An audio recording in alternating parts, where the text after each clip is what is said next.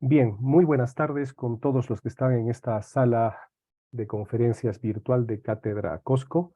En esta oportunidad tenemos una conferencia muy importante y de actualidad a cargo de la doctora Marianela Ledesma Narváez. El nombre de la conferencia es El Tribunal Constitucional que ha liberado del control constitucional al Congreso.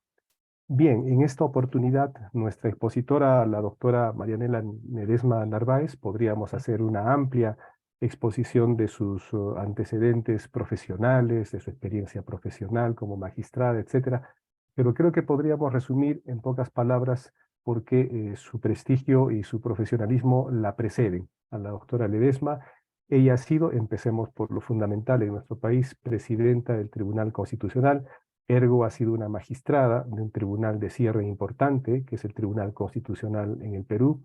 Ha sido protagonista de importantes sentencias, de importantes decisiones. Siempre se le ha conocido por su temperamento de defensa en aras de sus posiciones y, bueno, bien clara siempre en su pensamiento. Es profesora universitaria también en distintas casas de estudios superiores, escuelas de posgrado.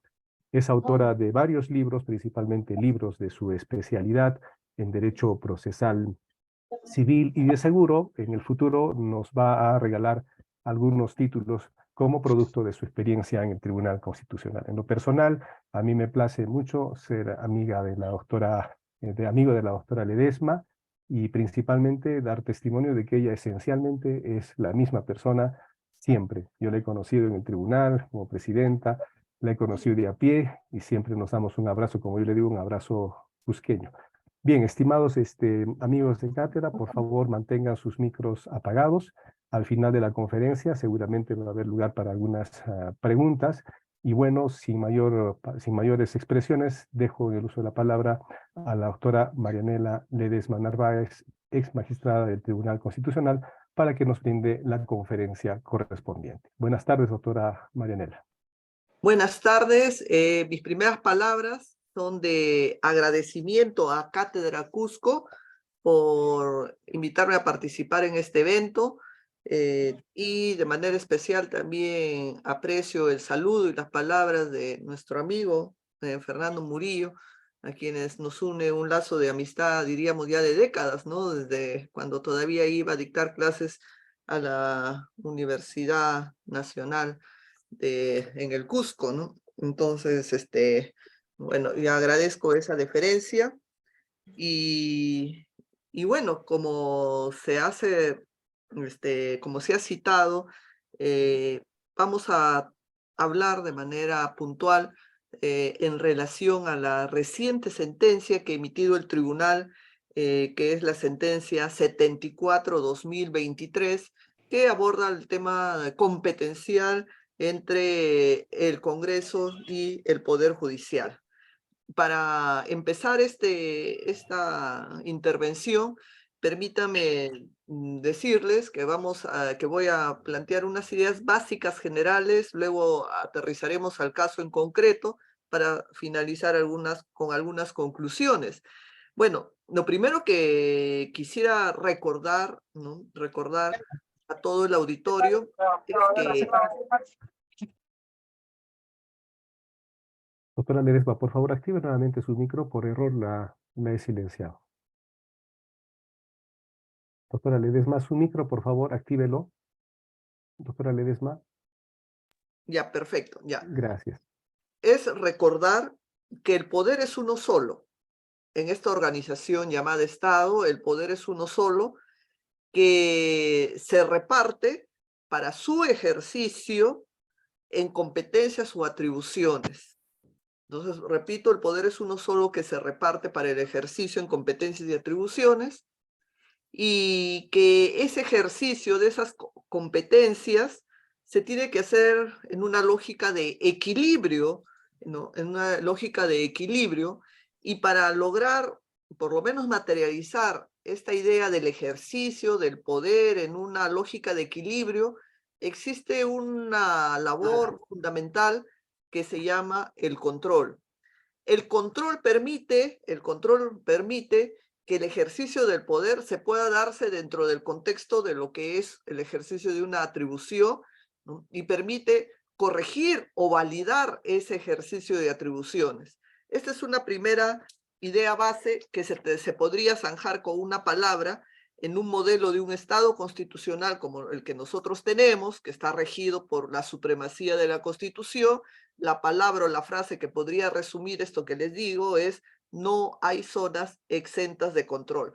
No hay zonas exentas de control en un modelo de Estado constitucional. Esa es una primera idea. Otra segunda idea que tendría que señalar es que hay actos o atribuciones que tiene el Poder Ejecutivo, el Legislativo, ¿no?, o el Judicial, pero que el ejercicio de esas atribuciones estarían sometidas al control que hace un momento he señalado. Pero lo que se cuestiona acá es que si realmente todas las atribuciones o todos los ejercicios de competencias que se asigna a estos poderes realmente van a ser o pueden ser sometidos a un control. Entonces acá ingresa la primera pregunta. Todas las atribuciones que podría tener el Ejecutivo, el Legislativo, estarían sometidos a un escenario de un control y sobre todo de un control jurisdiccional, que es el que vamos a hablar, porque no voy a negar que hay un control de ejercicio político, pero eso está regulado en la Constitución y tiene otros escenarios. Nosotros vamos a hablar del control de los jueces, de la función jurisdiccional de los jueces a la actividad que pueda hacer el Ejecutivo o que pueda hacer el Legislativo. Ese es el escenario de lo que vamos a hablar hoy. Entonces, la primera pregunta que se plantea: ¿todas estas atribuciones que pueden tener el Legislativo, el Ejecutivo, puede ser sujeto a un control jurisdiccional de los jueces? Entonces, hay una posición que dice sí, que habla de una plena judiciabilidad, ¿no? Es decir, que todo el accionar del Estado puede ser sujeto a un tema de control. Y bueno, y se justifica esta posición diciendo que el control permite precisamente que se afirme la constitucionalidad de los actos. Decir que no se puede hacer el control es negar la jurisdicción que tiene cualquier ciudadano para poder activarla, ¿no? Que permitiría que existiera órganos o resoluciones del gobierno al no ser sometidos a un control, entonces estaría de repente generando situaciones al margen del derecho, ¿no? Y por lo tanto, para asegurar un tema de tutela, para firmar un tema de juridicidad, el control y sobre todo de la supremacía constitucional, el control constitucional sería un gran instrumento para firmar ello. Bueno, esta es una tesis de la plena jurisdicción, del pleno control. Pero hay otra tesis, ¿no? Y la otra tesis es la que dice: no todos los actos del Ejecutivo, del Legislativo pueden ser sujetos a un control.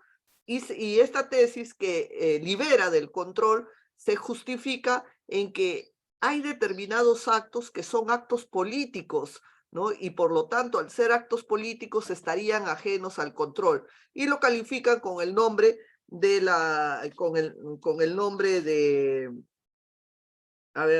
la political question, pero sin embargo, más allá de la political question, también son calificados como actos de gobierno o actos de gobierno no justiciables.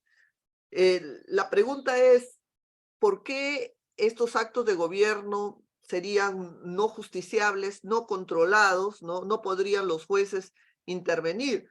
Bueno, se sostiene que si se permitiría que los jueces intervinieran, pues estaríamos planteando el gobierno de los jueces,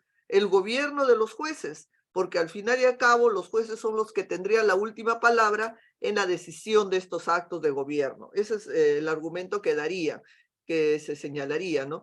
Y ya para nada operaría este tema de la división y de la separación de poderes, porque en cierta manera ya nada podría ser revisable, porque los jueces en cierta manera serían los que coparían esa revisión de los actos, ¿no? Bueno, el argumento que señala central es que estos son actos de gobiernos políticos y por lo tanto, al ser político no podría ser revisable. aunque ustedes conocen que todos los actos de gobierno tienen una lógica política. ¿Por qué? Porque los actos de gobierno siempre están destinados a alcanzar el bien común y desde ya esa es una finalidad política en un Estado constitucional. Bueno, entonces, dicho el escenario así, hay un escenario proclive a que se admite el control y a otro escenario que limita y que dice no al control de los jueces a estos actos de gobierno o llamado political questions. Bueno, dicho esta situación, que son ideas preliminares, nos ubicamos en el caso concreto. Y el caso concreto que ha dado origen a esta sentencia 74-2023 plantea la siguiente tesis.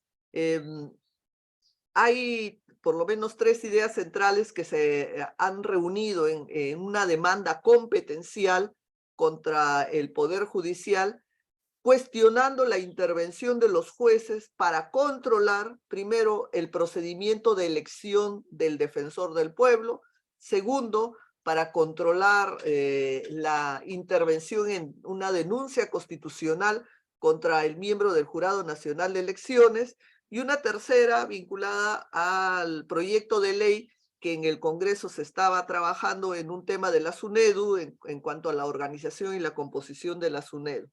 Este último tema me voy a relevar ya de mayor comentario y prefiero, sobre todo porque es un tema que ya casi se ha ejecutado y materializado, pero sí los dos primeros temas son temas abiertos que todavía no se han zanjado y que sobre eso voy a poner un poco más de atención en este comentario. Bueno, entonces existe esta demanda. Para eso también tengo que señalarles desde un inicio que estamos hablando que nuestra Constitución permite el control jurisdiccional a la labor que se realiza en el ejercicio de atribuciones, pero cuando estas atribuciones generen una especie de conflicto. Y existe un proceso ad hoc que se llama proceso competencial, que precisamente se dedica a dirimir las contiendas de competencias, los conflictos que se van a dar entre las entidades del Estado o entre la administración del Estado cuando ejerzan sus competencias o sus atribuciones. Ese proceso competencial que lo tenemos regulado en el Código Procesal Constitucional y que también la Constitución hace una leve presentación de ellos, parte por una idea central. Primero, que es un proceso de control concreto, no es un proceso de control abstracto como es una norma a través de los procesos de inconstitucionalidad, sino que el proceso competencial es un proceso que aterriza en ejecuciones o en actos concretos y a partir del cual el tribunal se convierte en el gran referee que va a dirimir si efectivamente la entidad demandada o emplazada está afectando el ejercicio de las competencias de la entidad demandante. Entonces hay conflictos de competencia por omisión, por acción y por menoscabo en el ejercicio de las atribuciones. Entonces, este proceso competencial entonces tiene una primera característica que se refiere a un conflicto competencial que analiza una situación concreta en el ejercicio de una competencia. Y una segunda idea es que el único que dirime, que define, ¿no?, el ejercicio de esas competencias en una instancia única es el Tribunal Constitucional, por un mandato que está en la propia Constitución, en el artículo 202 de la Constitución. Bueno, entonces, este proceso competencial se ubica en la escena, ¿no?, porque el Congreso plantea una demanda contra los jueces del Poder Judicial, atribuyéndole que se le estaba menoscabando el ejercicio de sus atribuciones, dice el Congreso, cuando estaba en el proceso de elección de defensor, en el tema del control político al miembro del Jurado Nacional de Elecciones y en el tema de la SUNEDU. Pero toma como insumos para este debate del proceso competencial, toma como insumos los procesos de amparo que se estaban siguiendo, ¿no?, ante los jueces del Poder Judicial en las instancias inferiores. Estaba ya, la mayoría ya tenía pronunciamientos de primera instancia. Esos procesos de amparo precisamente habían dado origen a medidas cautelares, a decisiones, a sentencias en primera instancia que se habían ejecutado anticipadamente. O sea, había pronunciamientos que se habían emitido en estos amparos y que esos amparos, y acá hay que tener mucho cuidado a lo que les voy a decir, esos amparos estaban en giro. Eran procesos abiertos que estaban en giro y que merecían o que estaban en discusión para temas de apelación en esos 3 procesos de amparo que se estaban ventilando, temas muy puntuales, como les decía, el tema de la SUNED o el tema del Jurado Nacional o el tema de la Defensoría del Pueblo. Entonces, ¿cuál es el escenario? Un escenario donde hay 3 procesos de amparo en giro sobre estos 3 temas en concreto, y otro escenario, ¿cuál es? El Congreso, que plantea una demanda competencial contra el Poder Judicial, argumentando que los jueces del Poder Judicial estaban menoscabando el ejercicio de sus atribuciones. Entonces, dicho así, este escenario, la primera pregunta que nos vamos a plantear es, ¿cuál es el objeto de los procesos del conflicto de competencias? Y el objeto de los procesos de conflicto de competencias es primero determinar, ¿no?, cuál es el objeto que se atribuye de una situación anómala en la controversia. ¿Qué está ejerciendo de manera anómala como competencia la entidad demandada, que en este caso es el Poder Judicial? ¿Cuál es la situación anómala que está menoscabando las atribuciones del Congreso? Entonces, y acá tenemos 3 casos que les he glosado así de manera muy rápida, luego vamos a hablar así con manera más puntual, pero entonces la primera pregunta es, ¿y cuál es el objeto de la controversia? ¿Qué está haciendo el Poder Judicial que esté menoscabando? Entonces, la primera idea, ¿qué sucede o sucedió o sucede en el caso de la Defensoría del Pueblo? En el caso de la Defensoría del Pueblo, nadie niega que el Congreso tiene la atribución de elegir o designar al defensor del pueblo, y no solamente a este funcionario, sino elegir a otros funcionarios como los miembros del Tribunal Constitucional, como por ejemplo el caso del Contralor y una serie de funcionarios que los elige el Congreso porque son sus atribuciones. Y acá no está en discusión si tiene la atribución de ejercer ese mandato, sino lo que está en discusión es cómo se ejerce ese mandato, cómo. Entonces, hay 2 formas que hay una norma que regulaba de designar o elegir. Una a través de un concurso abierto, o otra por una invitación que hacen los grupos políticos para determinadas personas puedan postular por invitación al cargo de Defensoría del Pueblo. Lo peculiar de estos procedimientos es que concretamente en el procedimiento por invitación, se había restringido la posibilidad que los ciudadanos puedan formular tachas a la hoja de vida o a la presentación o la postulación de los postulantes a la Defensoría del Pueblo. Ningún ciudadano, ni ustedes ni yo, hubiéramos podido plantear alguna tacha contra algún postulante si considerábamos que su situación no justificaba, o su trayectoria, hoja de vida, no justificaba estar como postulante a ese cargo. El modelo de elección que había señalado el Congreso no tenía la posibilidad de la impugnación. Y más aún, por mandatos de la propia Corte Interamericana sancionando al Estado de Venezuela en el caso Reverón Trujillo, se ha puesto énfasis, ¿no?, y además el propio Tribunal Constitucional lo ha interpretado en diferentes sentencias, en el caso del acceso a la función pública. El acceso a la función pública debe darse en un escenario de transparencia, en un escenario de meritocracia y en un escenario de participación ciudadana, para que nosotros, los beneficiados de esa elección, porque al final el defensor y todos estos se supone que están al servicio de los ciudadanos, por lo menos podamos ejercer ese derecho a la participación, se publicite los grados o el mérito del postulante, y además se haga en un escenario de transparencia que forma parte también de valores y de principios constitucionales.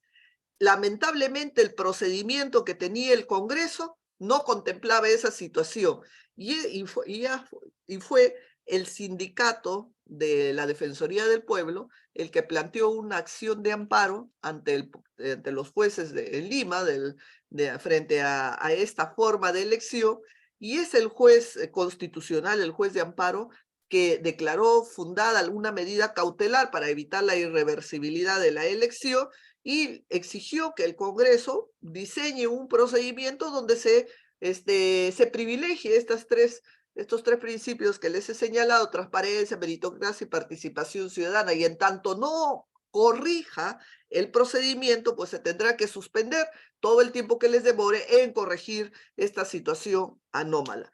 Este es uno de los casos, o este es un argumento donde el Congreso utiliza para decir el Poder Judicial está menoscabando nuestras atribuciones al controlar la forma como estamos ejerciendo la elección y al exigirnos que tengamos que hacer con estos principios constitucionales o valores constitucionales que le he señalado. Entonces es una primera situación. Una segunda situación se da en el siguiente caso. En el caso del antejuicio político, del antejuicio político que podría llevar a juicios políticos de sanción, de inhabilitación, de destitución a los funcionarios. Pero ¿quiénes? Los que están contemplados en el artículo 99 de la Constitución.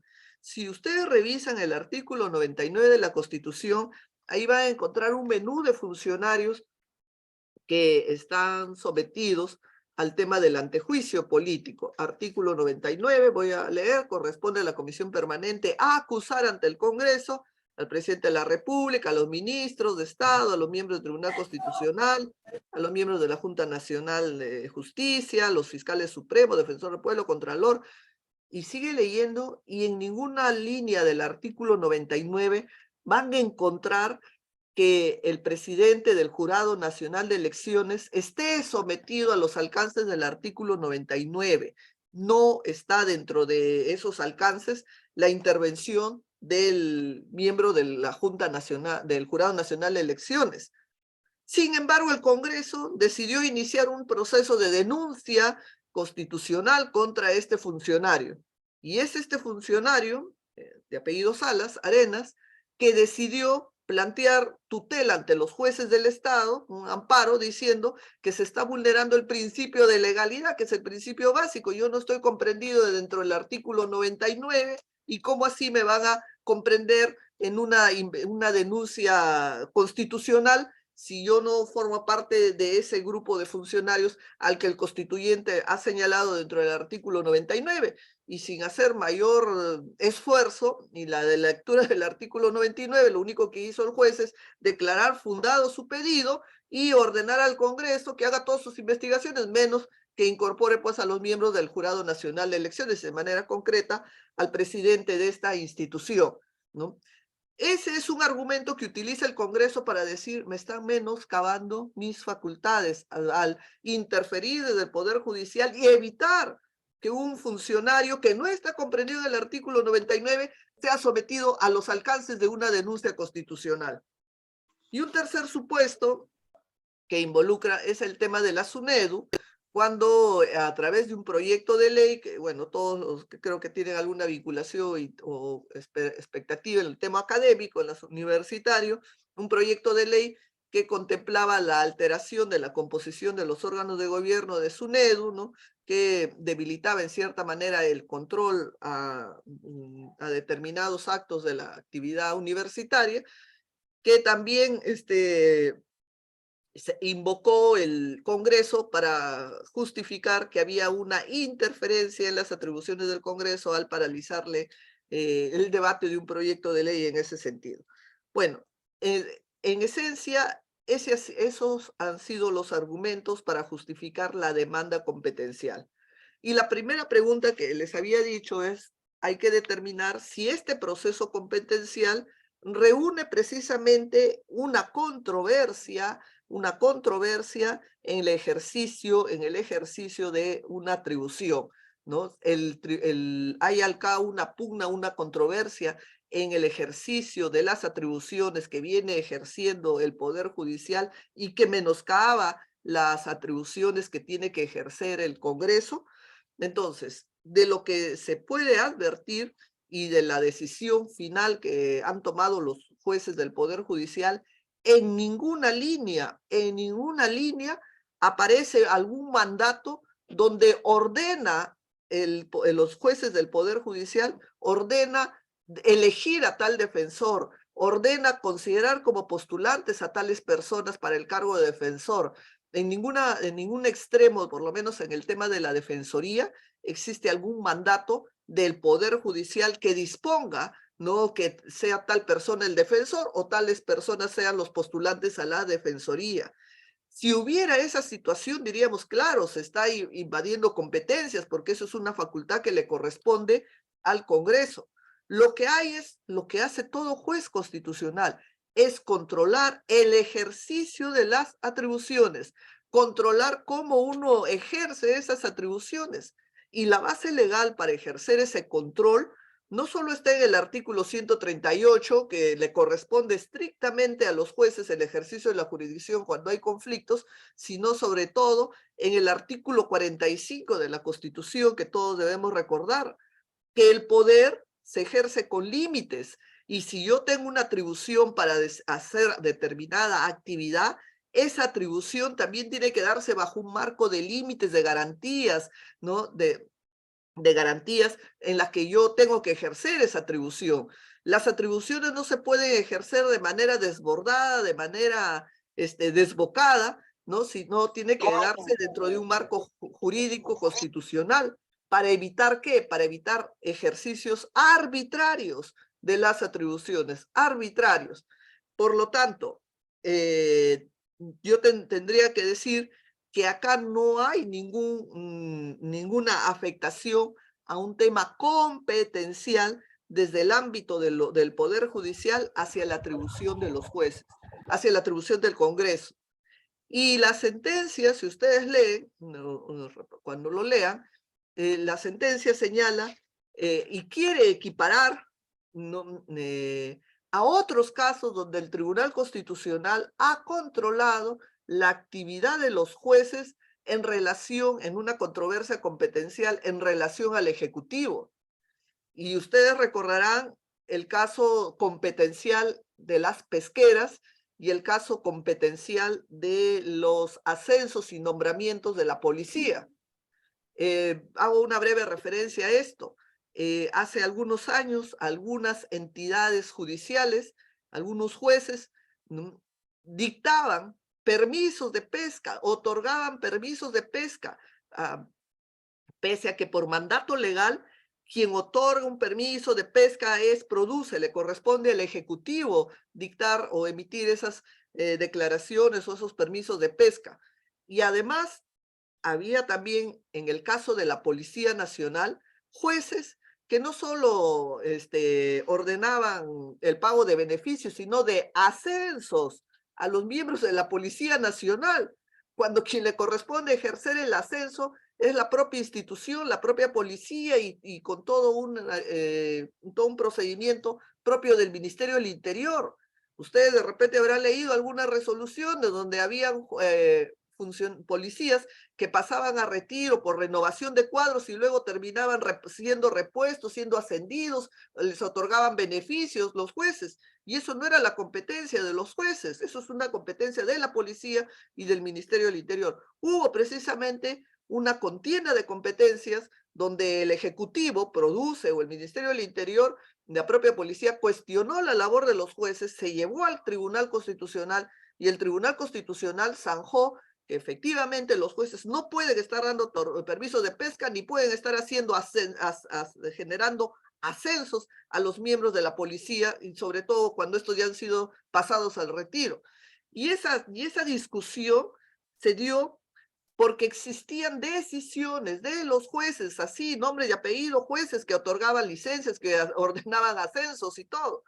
Y esos casos se han visto en el caso 5/2016 competencial o 2/2018 competencial, y que este tribunal, cuando está resolviendo la controversia entre los jueces y el Congreso, los toma como argumento está ahí en la sentencia, en el fundamento 83, lo toma como argumento y dice, porque ya el tribunal ha resuelto otros conflictos de competencia, limitando la intervención no desaforada de los jueces. Y cita, y han sido estos dos casos en el competencial por permisos de pesca y en el tema de ascensos de policías.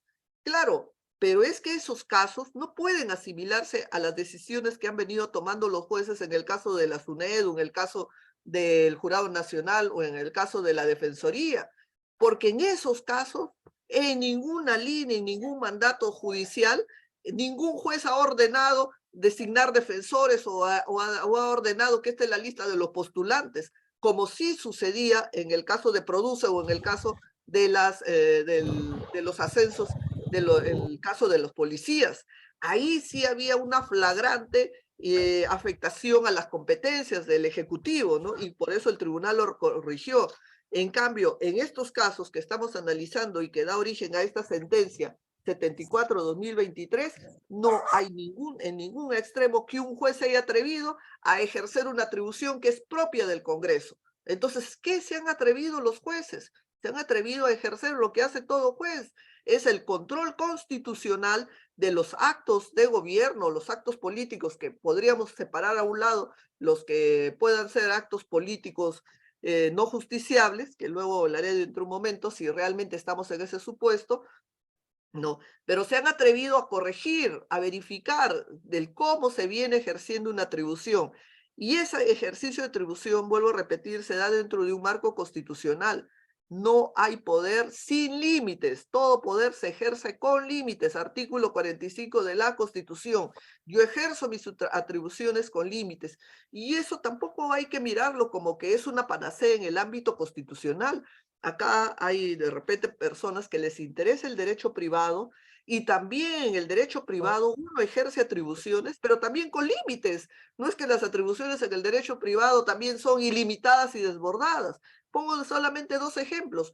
El primero, todo padre tiene la atribución de corregir a sus hijos. Sí, está en el Código Civil, pero la corrección de los hijos no puede ser que yo utilice la violencia, la afectación física, psíquica, para corregir un hijo. Eso jamás se va a poder aceptar por más que yo tenga la atribución de proteger y cuidar y orientar el cuidado de los hijos. O sea, las atribuciones nunca son ilimitadas, sea en el ámbito privado o en un escenario público.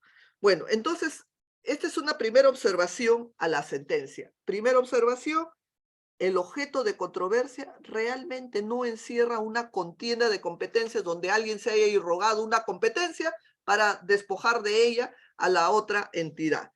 ¿Qué es lo que hay? Los jueces del Poder Judicial han hecho el control y no le ha gustado posiblemente al Congreso, y si las decisiones que no le han gustado o que consideren que no han sido correctas, existe un escenario donde se puede corregir, discutir si es que esas decisiones han sido correctas o no. ¿Y cuál es el escenario? El mismo proceso de amparo, las apelaciones que se deben dar en el amparo o de repente todos los medios de revisión que se puedan generar en el amparo. ¿Y cuál es la situación anómala? Que existiendo un proceso de amparo en giro, ¿no? El Tribunal Constitucional, más bien en un escenario de desborde de poder, ha utilizado un proceso competencial y desde ese proceso competencial ha declarado la nulidad de todas las decisiones que se han tomado en estos procesos de amparo. Todo es fundada la demanda competencial y nula todas las decisiones que se han tomado en un proceso de amparo que está en giro.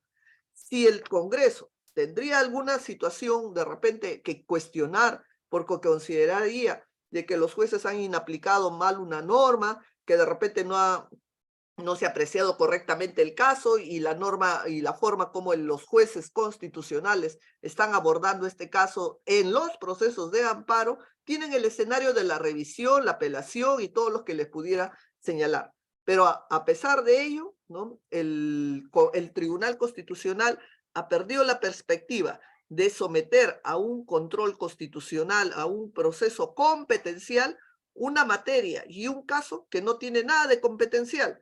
¿no? Que podría, en el peor de los casos, si quieren, de inaplicar una norma, de repente, de considerar, de repente, porque yo no lo creo así, pero de repente, en otra lógica, de considerar que no es correcta la aplicación de la norma. Para eso, pues, existen los recursos de apelación, de impugnación, que uno pueda utilizar para corregir si es que se considerara que lo que se ha hecho es una situación anómala. Bueno, pero, y aún más preocupante es el caso del Jurado Nacional de Elecciones. Pero regresemos a lo que dice el Tribunal Constitucional. El Tribunal Constitucional, si usted lee la sentencia, dice que estamos ante un caso de cuestiones políticas no justiciables, ¿no? Political question, cuestiones políticas no justiciables, ¿no? Porque dice que lo que hace el Congreso no puede ser controlado por los jueces, porque es su prerrogativa. Y la pregunta es, y nadie está cuestionando que sea prerrogativa, pero el control es un elemento nato que está en la función jurisdiccional. Sin embargo, como les decía al inicio, hay dos corrientes. Hay una corriente que dice que todo puede controlarse, hay otra corriente que restringe a que no se controle. ¿Cuál debería ser la posición que debería asumirse en este tema del control, en este tema del control? Primero, sí podría ser controlado temas sometidos a political question, sí, debería ser controlado en la medida que el ejercicio de esa toma de decisiones o de esos actos de gobierno esté reglado o esté sometido a un marco jurídico, al ejercicio de un marco jurídico, ¿no? Porque no podría justificarse que existan actos de gobierno al margen de un marco jurídico, porque estaríamos creando una zona donde se ejerce una atribución desconociendo el marco jurídico. Entonces, un primer referente que se debe tener para permitir el control aún de cuestiones políticas no justiciables es siempre y cuando ese acto de gobierno o esa decisión que se quiera tomar le preceda un marco jurídico, exista un camino, un procedimiento para seguir, ¿no? Entonces, esa sería una habilitación que permitiría el control jurisdiccional, ¿no? Y segunda situación es que hay situaciones que sí son políticas en las decisiones, ¿no? Y que esa discrecionalidad política es la que nunca se va a poder controlar. Lo que se va a poder controlar es si ese actuar se ajusta dentro de un marco jurídico. A ver, voy a poner un ejemplo para precisar. Hoy todo el país estamos sometidos a un estado de emergencia, a un estado de excepción, artículo 137 de la Constitución. La presidenta y su consejo de ministros, ¿no?, han decidido aprobar o decretar un estado de emergencia que es una modalidad del estado de excepción, y sacan el decreto correspondiente para restringir determinados derechos. Primera pregunta, ¿es un acto de gobierno? Sí. ¿Es un acto de gobierno que podría ser sometido al control jurisdiccional? Y acá la respuesta es que sí, pero ¿en qué extremo? ¿En qué medida? El acto de gobierno que para preservar el orden interno se decide someternos a un régimen de excepción es una prerrogativa del Ejecutivo. Pero esa prerrogativa se tiene que ejercer dentro de un marco jurídico. ¿Y cuáles son esas reglas del marco jurídico? Primero, que tiene que darse dentro de un plazo, 60 días. Y segundo, que solamente está orientado a restringir determinados derechos. Por ejemplo, el derecho a la reunión, el derecho al libre tránsito y algunas libertades personales que se restringen, que están expresamente señaladas en la Constitución. Pero imaginémonos que la presidenta y el Consejo de Ministros dicen, no, ya que 60 días, la situación es tan grave que vamos a poner 70 días de control, pese a que se podría ir renovando estos estados de emergencia. 70 días. Primera idea, está fijando un plazo que la Constitución no lo reconoce. La Constitución le señala 60 días. Y segundo, que también, imaginémonos, que en este estado de emergencia no solo restringe los 3 derechos que está señalado en el 137, sino además la presidenta dice, vamos a restringir el derecho a la libertad de opinar. Nadie puede opinar, ¿no? O la libertad de expresión, nadie puede expresarse ni siquiera de manera pacífica. Entonces, están ejerciendo una atribución, pero está avasallando derechos que ni siquiera están contenidos en la propia Constitución cuando se da un estado de emergencia. Eso sí puede ser controlado, porque iremos a tocar las puertas a los jueces del Estado y a decirles que está ejerciendo una atribución, pero de manera desbordada, porque eso no le permite ejercer en un estado de excepción, ¿no? Entonces, ¿qué quiero decir?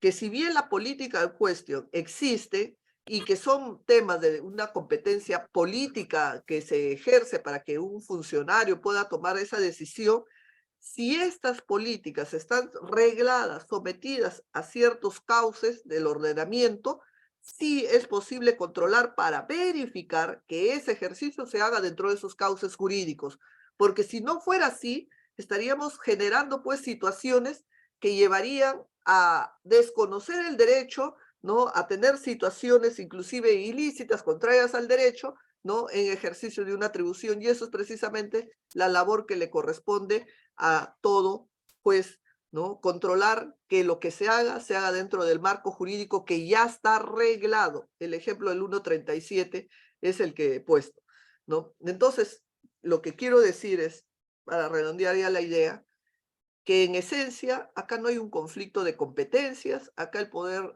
acá los jueces del proceso de amparo jamás se han irrogado esas competencias.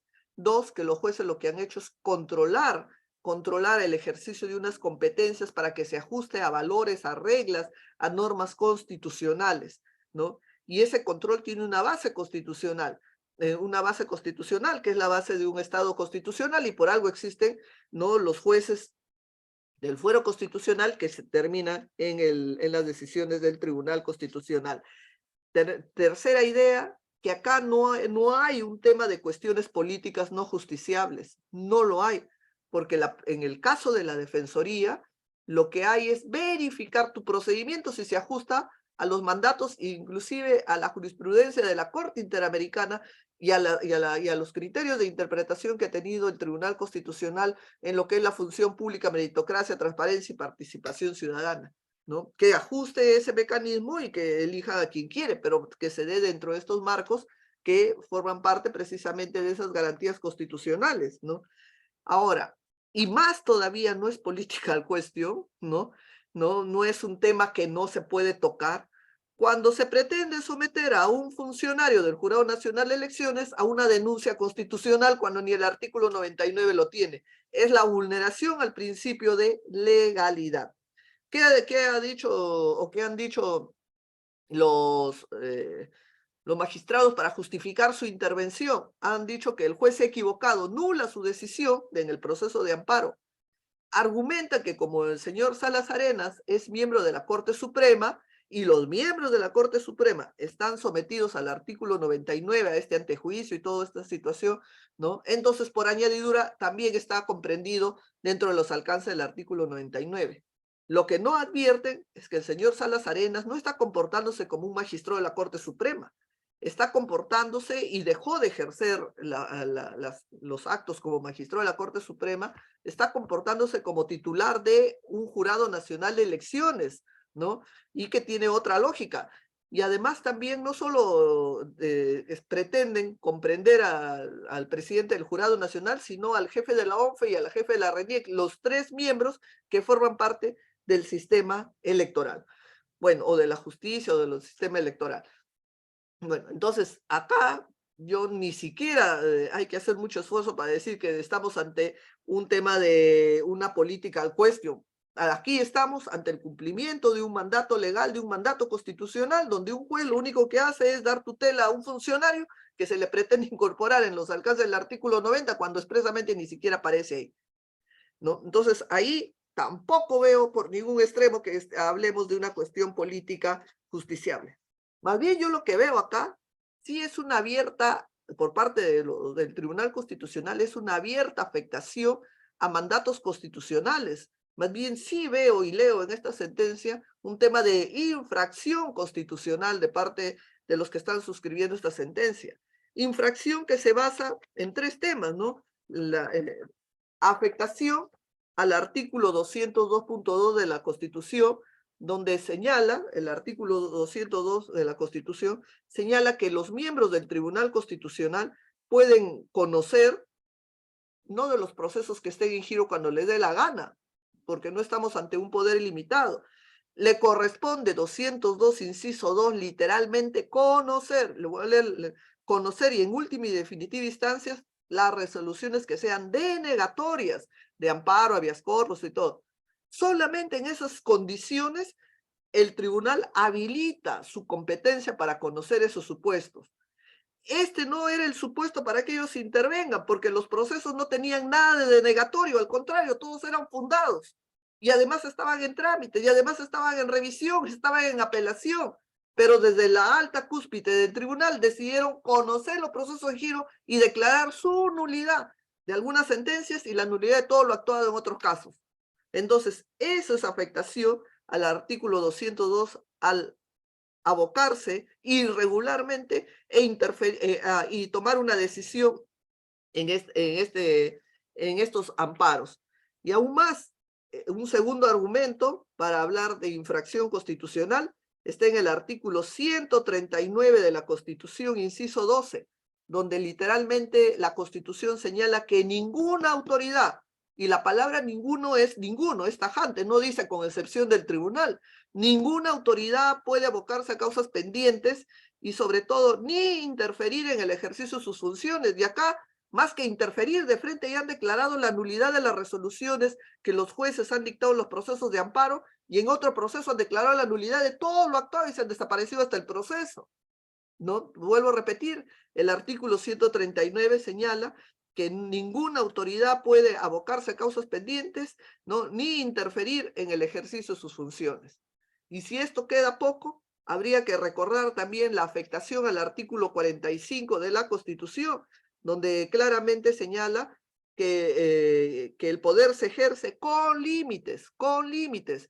Y por más que sean miembros del Tribunal Constitucional, acá no puede desbordarse los límites y no puede interferir, abocarse, habilitarse competencias que no le corresponden en ese momento.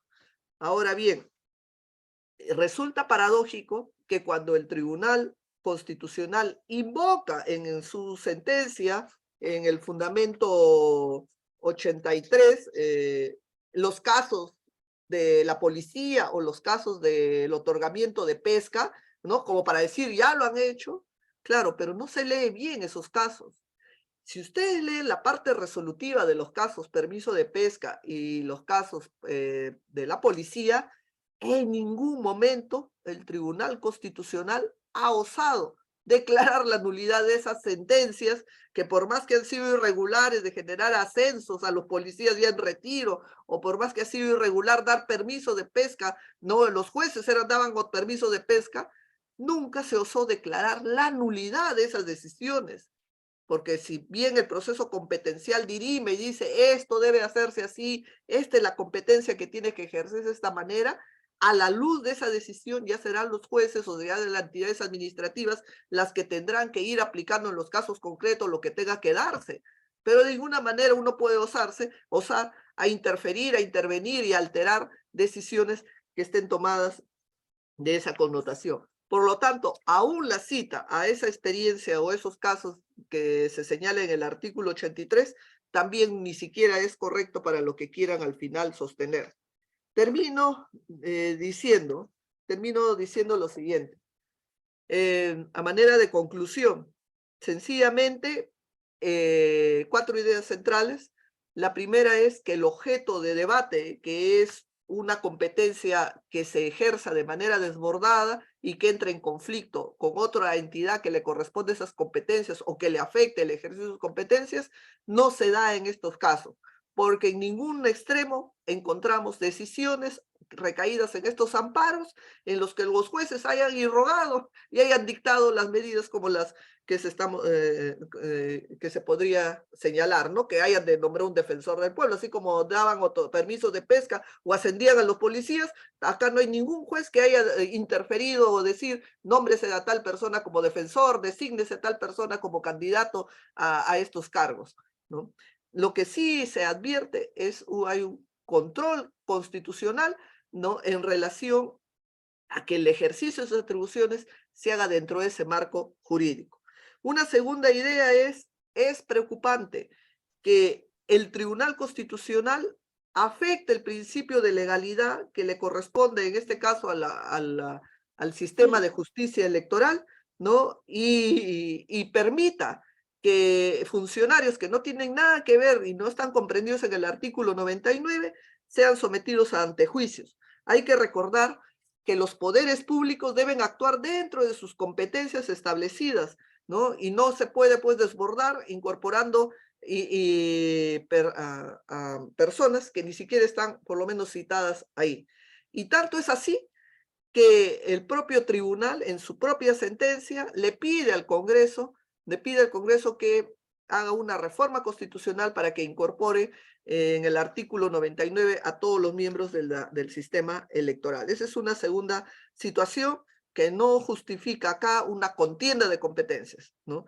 Una tercera situación es que sí hay una abierta infracción constitucional por los temas que ya les he dicho, abocarse e interferir en procedimientos que están en giro, los amparos, artículo 139.2, abocarse a una competencia que le corresponde siempre y cuando se haya denegado, y en este caso no estaba en ese supuesto de negatoria, y encima desbordarse en el ejercicio de sus atribuciones, ¿no? Vulnerando el artículo 45. Una tercera situación que tenemos que señalar es que la sentencia que ha emitido el tribunal es sencillamente una afrenta a la independencia de los jueces, ¿no? A la independencia de los jueces y sobre todo implica una desprotección a los derechos fundamentales de los ciudadanos, ¿no? Que frente a atribuciones que podrá ejercer ahora el Congreso, nadie va a poder tocar las puertas ya de los jueces, porque según la lógica que maneja el tribunal, considera que están ante una zona o ante un tema de cuestiones políticas no justiciables, ¿no? Una cuarta idea que tenemos que señalar es que resulta preocupante la exhortación que hace el Tribunal Constitucional para que se reforme el artículo 99 de la Constitución y se incorpore a todos los miembros del sistema electoral. Si bien esto no es un tema de ellos, es un tema de que se emitió en el año 2012, cuando, bueno, 2012, pidiendo también la reforma, hay que analizar por qué el constituyente no incorporó a los miembros del sistema electoral como parte de los funcionarios que podían ser sometidos ante juicio. Y yo me atrevo a dar una respuesta. No es lo mismo someter a un antejuicio a un contralor, de repente a un defensor, de repente a los miembros del Tribunal Constitucional, que a los jueces del sistema político, del sistema electoral. Porque una manera de preservar su independencia, su neutralidad y sobre todo garantizarle la independencia es evitar precisamente que los elegidos o que los que forman parte de la vida política, donde el jurado nacional ha tenido una decisión, una implicancia directa, porque los congresistas son elegidos por este miembro bajo la administración de los procesos electorales de todas estas tres autoridades, ¿no? De la RENIEC, de la OMPE y del Jurado Nacional. Son sobre todo la RENIEC y sobre todo el Jurado Nacional, no solo tiene una participación directa en el sistema electoral, ¿no? Sino que además la existencia de los partidos políticos, la vigencia de los partidos políticos, toda la vida política organizada en partidos y en los actos de sufragio, el acto electoral y todo, recae en todo este sistema de la justicia nacional, del Jurado Nacional de Elecciones y RENIEC y la OMPE. Por lo tanto, al ser ellos los jueces de los protagonistas que desean sentarle en el banquillo de los acusados, resulta pues, resultaría más bien peligroso para garantizar la independencia de estos funcionarios, ¿no? Tener la posibilidad que puedan ser sentados en el banquillo del Congreso, ¿no? Ante juicios que se pueda interponer, ¿no? Entonces eso sí yo lo veo con mucha preocupación y espero que cuando tengan que discutir la reforma constitucional, que de por cierto ya hay cinco partidos que ya han planteado con la celeridad del caso ir a las reformas constitucionales, ¿no? Se analice con mayor preocupación. Termino mi intervención citando las palabras de este constitucionalista argentino, Néstor Sagués, ¿no? Cuando habla precisamente de este rompaje de las cuestiones políticas no justiciables que el tribunal se ha abanderado para justificar que el Congreso sea intocable, ¿no? Dice Sagués, ¿no?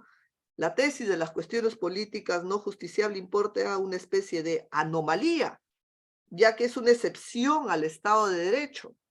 Si se entiende por esto último como un sistema donde los jueces deben definir las controversias que se susciten entre ellos y el gobierno y la administración. Cuando se hace una sola excepción, como ha hecho el tribunal con el Congreso, no se puede decir hasta dónde llevará. Establecer esa excepción es dar el primer paso fatal hacia una doctrina totalitaria. Muchas gracias.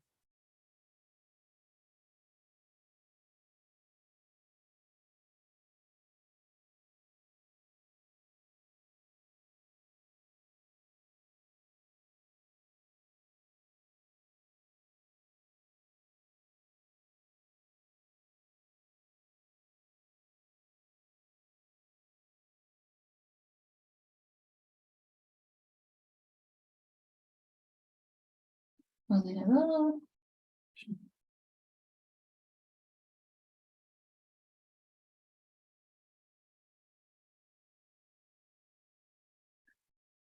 Doctora Marianela Ledesma, buenas noches. Sí, ¿Me buenas escucha noches. usted? ¿Cómo le va? Soy Luis Castillo Luna, pues de la Sala Mixta de Sicuani. Me parece que el doctor ha tenido algún problema. No sé si es posible que le haga alguna pregunta al respecto. Sí, está bien. Gracias, doctora. Yo estaba leyendo la sentencia y el artículo 42 me llamó la atención de esta sentencia porque dice, y lo leo, al respecto, si bien el debido proceso es un derecho y garantía que informa todo el ordenamiento jurídico, una extensión del debido proceso judicial a los actos parlamentarios requiere una adecuada valoración de intensidad y creación del acto. En otras palabras, si el acto parlamentario incide directamente en la afectación de un derecho fundamental, entonces el control judicial del acto político es plenamente válido. Pero si se trata de un acto político puro, entonces el debido proceso no tiene los mismos alcances, matices e intensidad judiciales, siendo solo admisibles como control de forma, pero no de fondo. Esto es la raíz central del presente proceso competencial. No sé si el Tribunal Constitucional acá está tratando de justificar la decisión que ha tomado respecto de esta sentencia que usted ha expuesto, doctora Marianela Ledesma. No sé si tiene la misma lectura que tengo yo. Doctora Ledesma, antes de que usted conteste la pregunta del doctor Luis Manuel, mil disculpas, mi conexión se interrumpió un momento. Le quedo agradecido por la conferencia y también gracias por su tiempo por poder atender algunas de las preguntas. Y les vamos a pedir a nuestros asistentes que por favor la pregunta sea precisa y no una exposición. Gracias, doctora Ledesma. Bueno, yo tendría que decir que el tribunal ha partido afirmando que el control, por eso decía que los procesos competenciales son procesos en objetos concretos que analizan, ¿no? Y para son temas concretos. Y para el tribunal ha analizado en el caso concreto de la Defensoría, ¿no? Si es que un juez puede controlar un proceso, el procedimiento de elección, y ha dado la respuesta sometiéndolo esto a que eso es un acto de política o de actos de gobierno que no pueden ser controlados. Esa es la respuesta. Y en relación todavía a la intervención del miembro del Jurado Nacional, también le da el ropaje de un acto político, ¿no? Y aún más, si queda la duda, el fundamento 60 de la sentencia, cuando se refiere al defensor y para afirmarle en un escenario político, porque eso es lo que ellos consideran, que esto es un tema de political question, ¿no? Entonces dice lo siguiente, ¿no? Fundamento 60. Conforme a lo expuesto, la Defensoría es una entidad de innegable importancia en diversos ámbitos, señala los ámbitos en los que participa. Dice, ello exige que dicha institución cuente no solamente con calidad profesional, sino además tenga respaldo político necesario para ejercitar su principal herramienta, que es la persuasión. Y acá me pongo, en otras palabras, se requiere que la Defensoría tenga el respaldo político necesario para ejercitar su principal herramienta, que es la persuasión. En otras palabras, la elección del defensor, dice el tribunal, no es estrictamente meritocrático, sino también representativo, siendo por esta la razón por la que el Congreso es el órgano que tiene a su cargo. Bueno, entonces, ¿qué tenemos que decir? ¿Es realmente la elección del Congreso un acto político que se requiere tener un respaldo político para ejercer la persuasión? ¿Se requiere tener un respaldo político para ejercer la persuasión?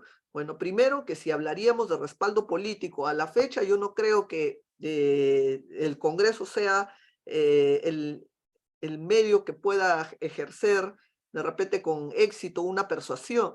Todos sabemos que las persuasiones recaen en las razones, en los argumentos que uno pueda invocar, ¿no? Uno persuade por razón, uno persuade por un argumento, uno no persuade por un número de votos, ¿no? Y eso es lo que el tribunal al final está sosteniendo, ¿no? Que la elección del defensor es una elección política y que esa política se requiere para que argumente o ejerza su persuasión. Bueno, siempre va en estos tres casos que ha tocado el tribunal, que son los tres temas concretos, lo ha justificado argumentando que es un tema político, que es un tema de un control político no justiciable. La idea es que esto no tiene nada de político, porque la atribución del Congreso nadie lo está cuestionando. Lo que se está cuestionando acá es la forma como ejerce esa atribución. Y por eso puse el ejemplo del caso del Ejecutivo, por decir que, y para ser un ejemplo más actual, ¿no? Cómo se puede, en un estado de excepción, señalar un estado de emergencia y de repente vulnerando los plazos, incorporando afectación de otros derechos. No niego que es un acto de gobierno decidir controlar el orden interno, pero ese acto de gobierno sí puede ser controlado siempre y cuando esté sometido o esté reglado, y está reglado, y por lo tanto los jueces perfectamente podrían controlar cuando se está comprendiendo o avasallando restringir otros derechos o se está yendo más allá del plazo. De igual manera en la Defensoría, ¿no? En la Defensoría, nadie niega que el Congreso tenga la potestad para elegir y señalar los procedimientos que quiera. El tema es si esos procedimientos se ajustan a un ordenamiento jurídico, se ajustan a recomendaciones de la propia Corte, se ajustan a principios democráticos, ¿no? Sobre todo orientados a la función pública. Esa es la labor del juez. Pero lamentablemente el tribunal eso lo ha ninguneado y ha dicho, no, esto es político y esto es intocable. El Congreso elige como quiera. Y además el Congreso es tan poderoso que inclusive puede sentar en el banquillo a alguien que ni siquiera está comprendido en el artículo 90. También va ahí dentro de esa lista, ¿no? ¿Por qué? Porque es un ejercicio de política de acto de gobierno, ¿no? Situación que desde ahí se discrepa, ¿no? Pero no sé si es de repente la duda que tenga el doctor que preguntó hace un momento, o de repente no he leído bien la pregunta. No, doctora, muchas gracias. Está clara la respuesta. Ya. Bien, gracias, doctora Ledesma. Tenemos una pregunta del doctor Mike Pilares, él ha sido ex decano del Colegio de Abogados de Cusco. Mike, ¿te escuchamos? Muchas gracias, doctor Fernando. Doctora Marianela, muchas gracias por la exposición, definitivamente muy ilustrativa. Me honro en haber sido también su alumno en la maestría acá en el Cusco. Qué bueno. Sí. Aquellos años cuando venía todavía al Cusco. Y gusto escucharla. Doctora, ¿qué le queda al Poder Judicial? Porque el Poder Judicial se ha visto afectado, hemos visto el pronunciamiento, lo hemos leído. ¿Qué le queda? Uno, como institución. Dos, el juez o los jueces que ya han emitido pronunciamiento, ¿qué acciones podrían tomar? Y esto lo decimos porque el tribunal está ordenando derivar esto a la Junta Nacional de Justicia. Y si ya el tribunal está tomando una decisión, entonces, ¿qué defensa le queda a los jueces? Creo que la institución como Poder Judicial también tendría que recurrir, no sé, ante un juez, porque si la máxima autoridad en materia constitucional ya lo ha dispuesto así, no sé si tienen que recurrir a instancias supranacionales, y de igual forma en el caso de la Defensoría del Pueblo, en el cual usted pues claramente nos muestra de que acá no ha habido una violación a las competencias del Congreso, sino el control respectivo sobre el tema de la exigencia de la participación ciudadana. Y que yo lo veo que definitivamente es legítimo y correspondía pues hacer ese control para efectos de tener transparencia en esta elección, como sucede con los demás funcionarios que ha sido elegido el Congreso. Claro. Acá son tres temas que se tienen que analizar, ¿no? El tema de la Defensoría y como el tema del Jurado Nacional de Elecciones. El tema del Jurado Nacional de Elecciones es el que todavía yo creo que el titular que ha invocado ello tendrá la expectativa de recurrir hasta la Corte Interamericana en su caso, porque él directamente va a ser sometido a estos antejuicios, porque ya con él le han declarado la nulidad de las decisiones que evitaban que sea sentado en un antejuicio. Entonces ya veremos el resultado, que imagino que lo va a tener que promover en la Comisión y en la Corte Interamericana. Y del lado de los procedimientos de la Defensoría en esos temas concretos, el Tribunal Constitucional zanja estas decisiones y es vinculante para todos los actos de la administración estatal, ¿no? Entonces genera una especie de cosa juzgada, ya zanjado. Ha dicho que el Congreso, en relación al Congreso, es un escenario donde se genera actos de gobierno y que no son justiciales y por lo tanto ningún juez puede atreverse a cuestionar cómo el Congreso ejerce sus atribuciones. Eso en pocas palabras es lo que ha dicho.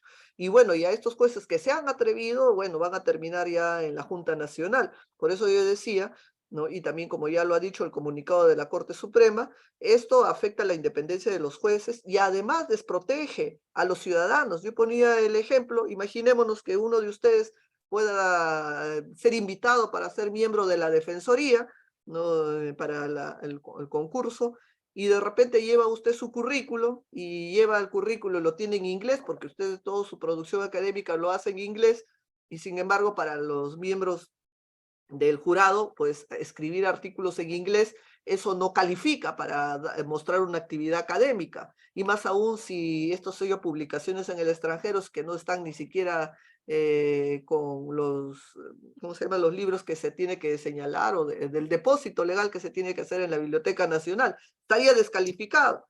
Entonces, eso es ni siquiera razonable pensar, pero se podría dar.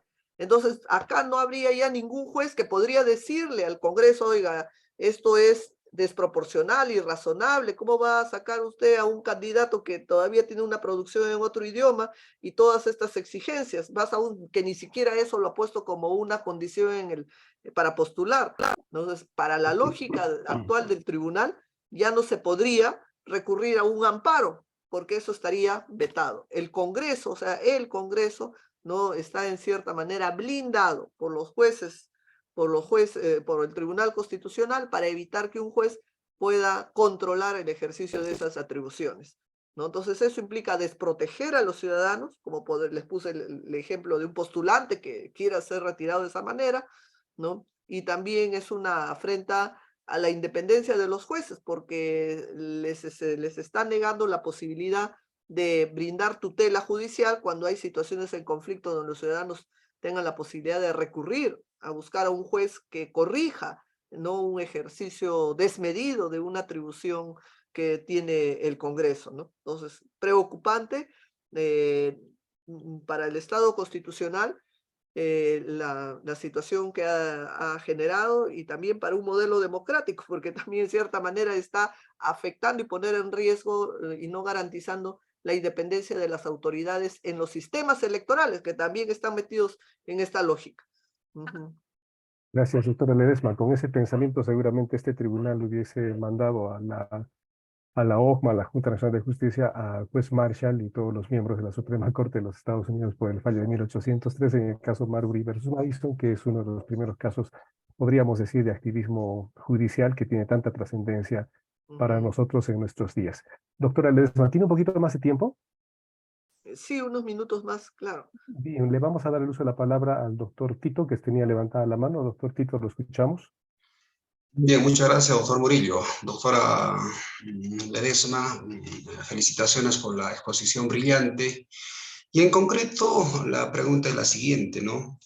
En el expediente 791-2014, proceso de amparo, en caso una demanda planteada por el doctor Mateo Castañeda Segovia, en ese entonces, ante la renuencia por parte de la demandada, en ese entonces el Consejo Nacional de la Magistratura, el Tribunal Constitucional, por 3 votos, entre ellos el doctor Eto Cruz, entre otros, al amparo del artículo 59, había ordenó el nombramiento de esta persona, de este abogado, como fiscal supremo, como tal, ante la renuencia, valga la redundancia, del Consejo Nacional de la Magistratura, porque en ese entonces había ya 2 mandatos judiciales en el cual pues se ordenaba de que se respete el debido proceso, los derechos, y se haga una calificación correcta de este candidato para ser fiscal supremo, ¿no?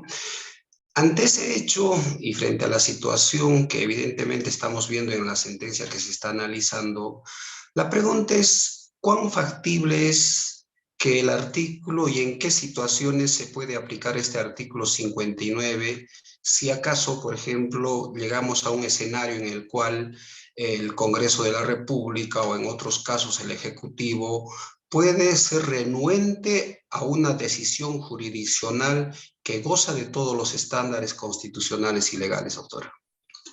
Ya, gracias por la pregunta, porque precisamente el caso Mateo Castañeda es uno de los casos donde es uno de los casos que se pone de ejemplo para lo que no debe hacer el tribunal, para lo que no debe hacer el tribunal. Y ese caso ya no existe, ese caso y esa decisión donde el tribunal ordenaba que sea nombrado el señor Castañeda como miembro de la fiscalía, creo, fue declarado nulo. La historia es bien concreta. El Tribunal Constitucional hace una labor de control de la Constitución, declara la nulidad si es que hay situaciones irregulares y ordena que las nuevas entidades, que la entidad corrija y emita las decisiones como deben ser, ajustadas al marco constitucional. Controlar. Pero lo que no puede hacer el tribunal es asumir competencias que no le correspondan. Y en este caso, del caso Castañeda, controló un concurso de ascensos y al final no solo controló el concurso de ascensos, sino se irrogó la competencia de designar quién debería ser el elegido, y lo eligieron, creo, el señor Castañeda. Y como había una renuencia para ejecutar ese mandato del tribunal, porque al final el tribunal no tiene esas competencias que se irrogó en ese momento, terminó esta historia con la nulidad de esa sentencia. Yo me acuerdo de haber participado cuando ya recién ingresé al tribunal, fue uno de los primeros casos donde el nuevo pleno del tribunal declaró la nulidad de esa decisión que se tomó en aquel entonces por el anterior colegiado, ¿no? Hay que tener claro cuáles son las competencias y hasta dónde uno debe ir en el ejercicio de esas competencias, ¿no?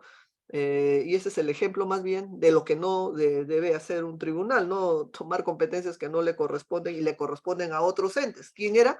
El Consejo Nacional de la Magistratura es el que le corresponde, así como a Produce le correspondía dar los permisos de pesca, así como a la policía le corresponde hacer los ascensos, y así como al Consejo Nacional le correspondía designar quién era el elegido, ¿no? Entonces menos el tribunal se va a convertir pues en una entidad que asume esas competencias. Ahí ya está desdibujando su labor, ¿no? Entonces, eso es lo que le tendría que decir, ¿no? En relación a su pregunta. Lo que no debe darse.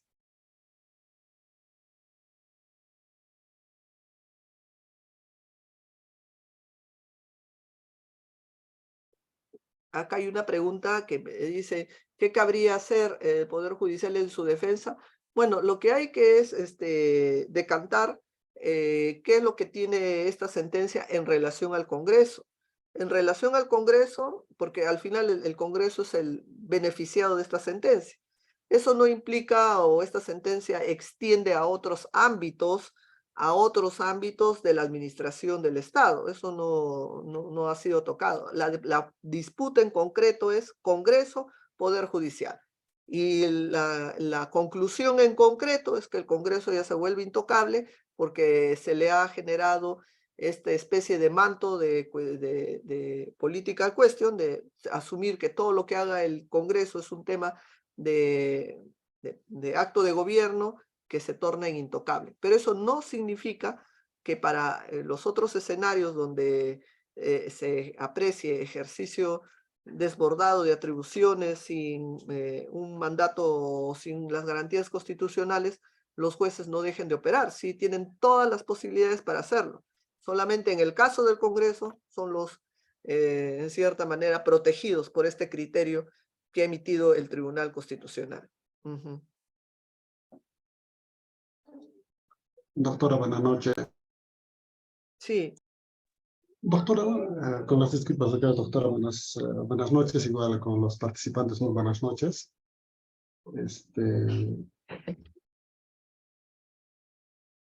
Doctora, una pregunta concreta, doctora. En la realidad actual, donde no hay un control, digamos, entre poderes del Estado, ejecutivo, legislativo, tribunal constitucional, donde, digamos, las personas que están en esos cargos concuerdan en sus ideales, en sus posiciones, en sus intereses. Entonces, no hay un control equilibrado de esos poderes, ¿no? Como en el caso actual.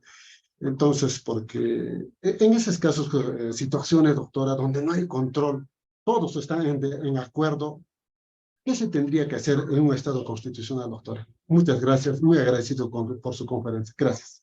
Ya, sí, miren, todos estamos viviendo lamentablemente esta crisis política. Hay un estado de excepción, un estado de emergencia, y en atención a ello se han restringido algunos derechos, solamente 3, porque esos son los 3 que la Constitución señala, pero el ejercicio de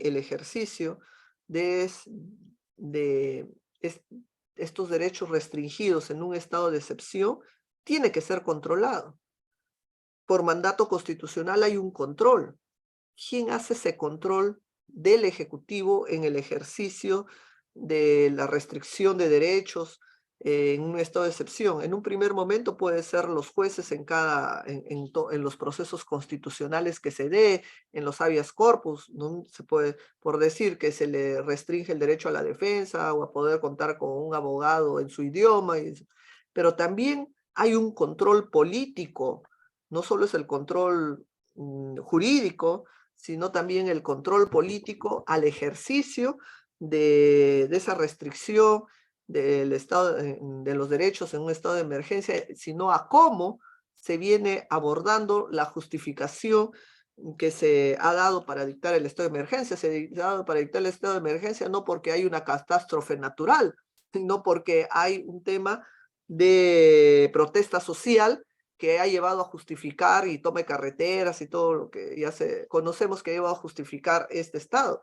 Entonces, ¿quién hace ese contrapeso del Ejecutivo? ¿Quién? Por mandato constitucional es el Congreso.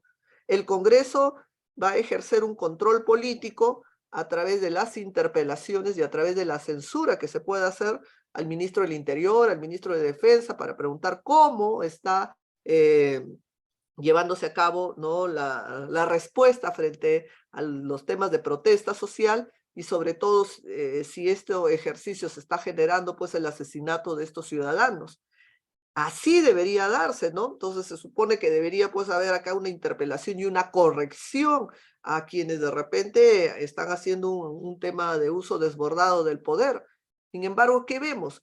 Vemos políticamente que hay una, diríamos, una colaboración, asociación, ¿no?, entre el Ejecutivo que plantea algo y el legislativo que no ejerce su labor de control hacia el Ejecutivo. Porque si hablamos de control, el control se da tanto del Ejecutivo como del Legislativo hacia la labor y el judicial, ¿no? Entonces, pero si vemos una especie de complacencia, una especie de sociedad donde el Congreso no controla el accionar del Ejecutivo y desde los jueces cuando pretenden controlar algunos temas al Congreso, ahora ya están blindados hasta el Congreso, o sea, vemos pues una construcción anómala en el ejercicio del control en nuestro país, ¿no? ¿Qué hacer? Que nos quede de experiencia. Al final, estos señores congresistas que están sentados ahí, que tienen una labor de control político, ¿no?, y que a la vez han designado a los miembros del Tribunal Constitucional, que a la vez también tienen una especie de control constitucional, pues realmente no pareciera que está ejerciendo correctamente su labor de representación nuestra, ciudadana, y a la vez también ejerciendo la labor de defensa de los derechos constitucionales, ¿no? Entonces, eso nos debe quedar de experiencia, de reflexión, ¿no? Y recordarles lo que señala la propia Constitución y pareciera que volver a leer el artículo 45 con la emoción del caso. ¿Qué dice el artículo 45? El poder del Estado emana de nosotros, ¿no? Nosotros tenemos el poder y ellos son nuestros representantes, ¿no? Cuando los representantes no tienen pues una real concordancia con sus electores, ¿no? Vamos a al final tener pues decisiones como las que estamos viendo, ¿no? Tanto desde el Congreso, del Ejecutivo y también desde el Tribunal Constitucional, ¿no? Eso es lo que nos debe quedar de reflexión. Bueno, Bien, yo les bien, agradezco bastante. gracias, doctora Ledesma. Muchísimas gracias por su tiempo. Y también una última reflexión, doctora. La SUNEDU se creó con la independencia que tenía a iniciativa de una sentencia del Tribunal Constitucional que Exacto. indicó que el control sobre las universidades debiera ser independiente. Y entonces el tribunal con esta última sentencia ha abandonado esa línea, ha jurado de su propia decisión y ha permitido que esa independencia se interrumpa en la SUNEDU por efecto de esta sentencia. Entonces eso también preocupa un poco. Doctora Ledesma, Totalmente de acuerdo. muchísimas gracias, doctora Ledesma, por su tiempo. Aquí en el Cusco siempre la esperamos. Reciba usted un fuerte agradecimiento desde los Andes, que lo quiero mucho. Doctora, le deseamos lo mejor y la dejo para su despedida, doctora. Bueno, yo siempre guardo mucho aprecio y cariño a la ciudad del Cusco, ¿no? Hace buenos años hacia atrás venía yo a dictar clases, y me ha llevado a construir una bonita relación con algunos profesionales en la ciudad del Cusco, ¿no?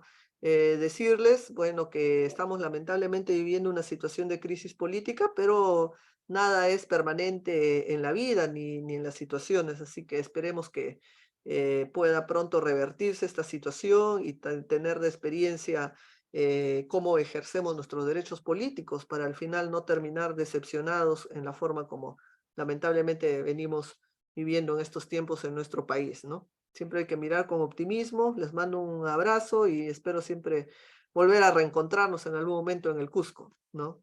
Bueno, Gracias, doctora. buenas noches. Felicidades. Gracias. Gracias. Cuídense. Hasta Gracias. luego. Muchas gracias.